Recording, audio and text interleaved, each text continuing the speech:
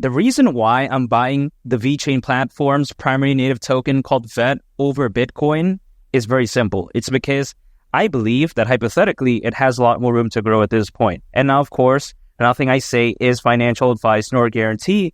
But here's the thing. Let's take a look at this example. If let's say VET were to go to the price of $1, considering its current circulating supply, at that point, market cap would be around $80 billion. Now, that's around a 40x from here.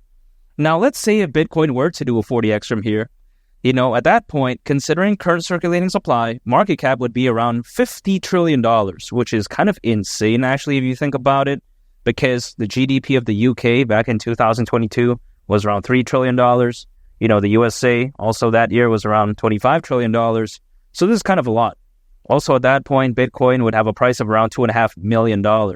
Now, am I saying that Bitcoin is going to do bad during this bull run? Absolutely not. Could it do like a 3x from right now? Sure, hypothetically. If we take a look at this, right, what is more likely to do over even, let's say, a 5x as a worst case scenario? VET or Bitcoin? I think hands down, VET has a higher probability because naturally it's a very small project compared to Bitcoin. In terms of percentage increase, I do believe that there's just much more at this point. Now, again, nothing I say is financial advice, but just think about this, right?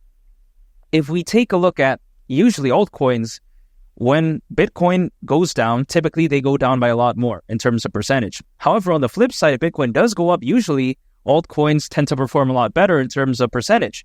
It's kind of like a double-edged sword, but I'm willing to take that risk because, in my opinion, you got to crack a couple of eggs to make an omelet. As the old saying goes, right? No egg cracking, no omelet. So again, hey, if I'm willing to risk that, why not, right? Because I believe that the potential upside of VET is just hypothetically a lot better. So why would I choose Bitcoin? I just don't get it.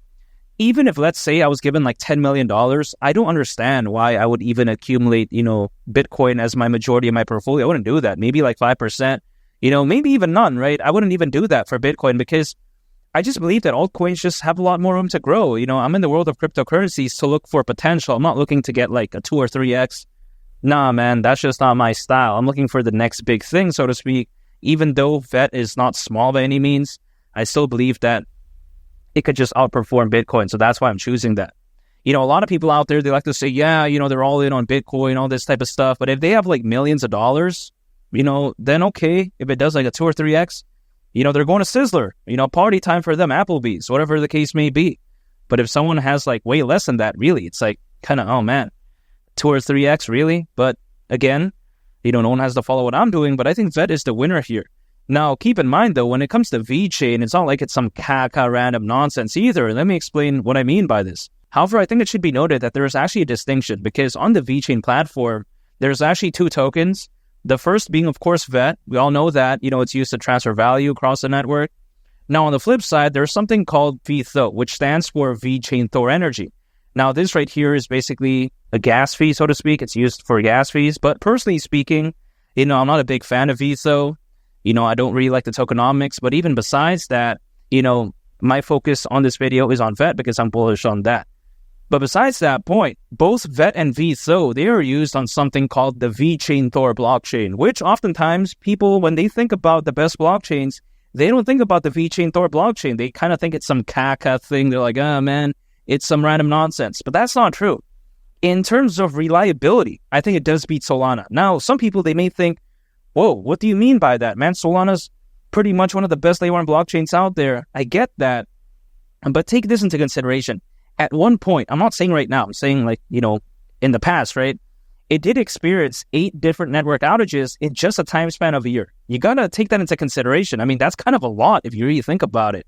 That's kind of insane. 8 in a year. Again, that's very unacceptable. But catch this.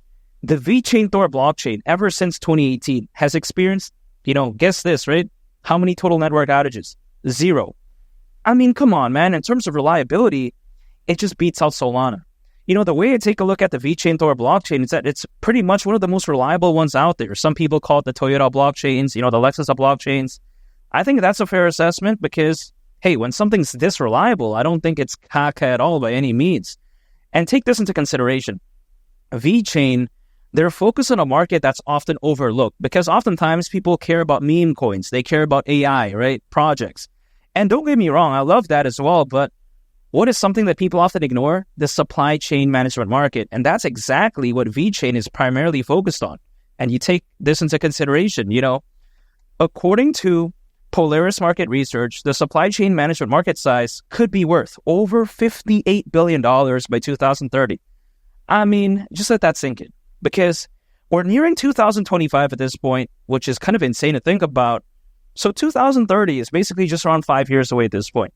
Clearly, the supply chain management market has a lot of potential. People don't really focus on this. They don't really care about it. They think it's boring. But hey, once that wave really kicks in, guess who's going to be there to catch the wave? It's going to be something like VeChain.